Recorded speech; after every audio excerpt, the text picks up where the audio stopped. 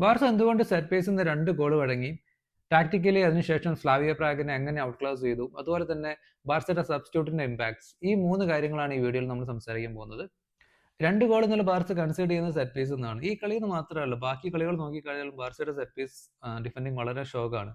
Barca എന്താ ചെയ്യുന്നതെന്ന് വെച്ചാൽ ഒരു സോണൽ സിസ്റ്റം ആണ് അവർ യൂസ് ചെയ്യുന്നത്. അതായത് ഒന്നോ രണ്ടോ പ്ലേയേഴ്സ് മാത്രമേ ഓപ്പോസിഷൻ ടീമിന്റെ പ്ലേയേഴ്സിനെ അവർ മാർക്ക് ചെയ്യുള്ളൂ. ബാക്കിയുള്ള എല്ലാ പ്ലേയേഴ്സും അവർക്ക് അലോക്കേറ്റ് ചെയ്തിട്ടുള്ള ഒരു സ്പേസ് ഉണ്ട്. ആ സ്പേസ് ആണ് അവർ മാർക്ക് ചെയ്യുന്നത് അല്ലെങ്കിൽ അറ്റാക്ക് ചെയ്യുന്നത്.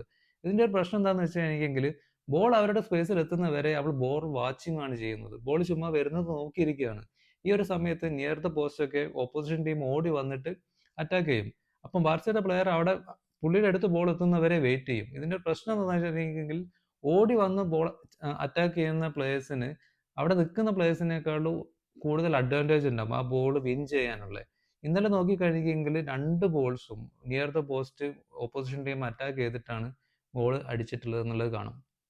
ഗോൾ കൺസീഡ് ചെയ്ത ശേഷം സ്ലാവിയ പ്രാഗ് എന്താ ചെയ്തതെന്ന് വെച്ചിട്ടുണ്ടെങ്കിൽ ഒരു 5-4-1 ഫോർമേഷനിൽ ഒത്തിരി ഡീപ്പായിട്ട് കോമ്പാക്ട് ആയിട്ട് ഡിഫെൻഡ് ചെയ്യുക എന്നുള്ളതായിരുന്നു. അങ്ങനെ ചെയ്തു കഴിഞ്ഞപ്പോൾ ബാർസയ്ക്ക് സെൻട്രലി ഒട്ടും സ്പേസ് കിട്ടുന്നുണ്ടായിരുന്നില്ല. ഇത് പൊട്ടിക്കാൻ വേണ്ടി ബാർസ ചെയ്തതെന്ന് വെച്ചിട്ടുണ്ടെങ്കിൽ പിച്ചിന്റെ 2 സൈഡിലും ഒരു ട്രയാങ്കിൾ ഫോം ചെയ്യുമായിരുന്നു. അതായത് സ്ലാവിയ പ്രാഗിന്റെ ഡിഫൻസിനെ ഹൊറിസോണ്ടലി സ്ട്രെച്ച് ചെയ്യാൻ വേണ്ടിയിട്ടായിരുന്നു. അങ്ങനെ ചെയ്തു കഴിഞ്ഞാൽ മാത്രമേ അവർക്ക് സെൻട്രൽ ഏരിയയിൽ സ്പേസ് കിട്ടുന്നുണ്ടായിരുന്നുള്ളൂ.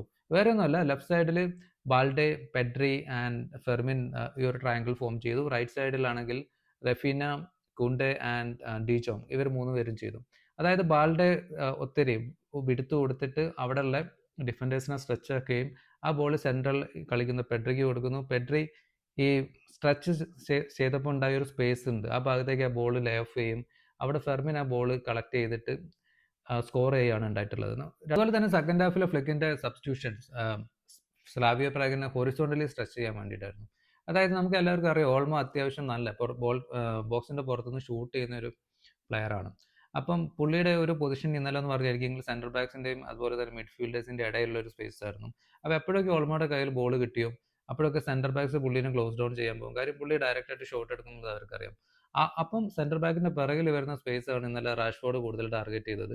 അതുപോലെ തന്നെ റാഷ്ഫോർഡ് വെർട്ടിക്കൽ റൺ നടത്തി സെന്റർ ബാക്സിനെയും അതുപോലെ വിങ് ബാക്സിനെയും ഒത്തിരി പിറകോട്ട് വലിക്കുമ്പം ആ സെന്റർ ബാക്സിന്റെ ഫ്രണ്ടിൽ വരുന്ന സ്പേസ് ആണ് ഓൾമോ യൂസ് ചെയ്യുന്നുണ്ടായിരുന്നത്.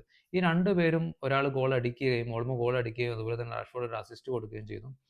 കണ്ടന്റ് ഇഷ്ടപ്പെട്ടിട്ടുണ്ടെങ്കിൽ please do like and share and also please follow the channel. Thank you guys.